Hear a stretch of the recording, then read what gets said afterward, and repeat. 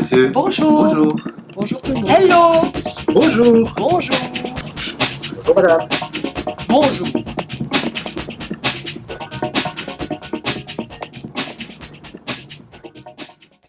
Vous êtes propriétaire d'un appartement ou d'une maison. Est-ce que vous avez droit à l'aide du CPS ou pas?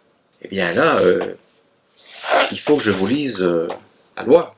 En ce qui concerne les biens immeubles bâtis, il est tenu compte de la partie du revenu cadastral global qui dépasse le montant exonéré multiplié par 3. Par montant exonéré, on entend un montant de 750 €. D'allocataire pour les allocations familiales, multiplié par la fraction exprimant l'importance du droit du demandeur à ce bien lorsqu'il est propriétaire ou usufruitier en indivision.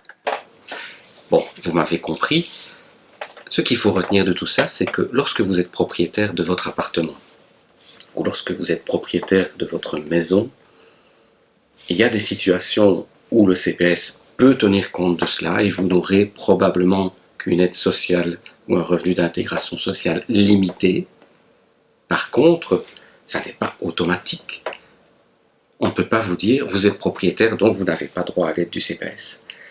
Deuxième type de préjugé très fréquent, je suis propriétaire d'une voiture donc je n'ai pas droit à l'aide du CPS. Ah oui, ça dépend de quelle voiture. Tu as une Porsche, une Volkswagen qui pollue, une motocyclette, 2 chevaux, un ancêtre.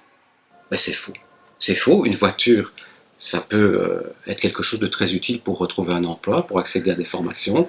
Ça peut être nécessaire quand on a une famille nombreuse. Ça peut être objectivement indispensable lorsqu'on a des difficultés pour se déplacer, lorsqu'on souffre d'une maladie ou d'un handicap qui rend les choses compliquées. Et donc la voiture, ce n'est pas un argument rédhibitoire pour vous refuser l'aide sociale. Et si le CPS l'utilise, consultez une association, un juriste ou un avocat.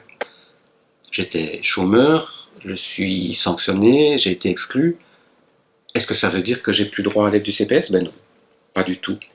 En fait, la notion de disposition au travail, l'idée qu'on doit être disposé à travailler, elle est valable face à l'ONEM, elle est valable aussi face au CPS, mais ce n'est pas la même manière d'interpréter les choses. Et donc, si vous avez été sanctionné ou exclu du chômage, vous devez au CPS rester disposé à travailler, mais vous avez aussi le droit d'avoir une nouvelle chance de redécoller, de vous réinsérer.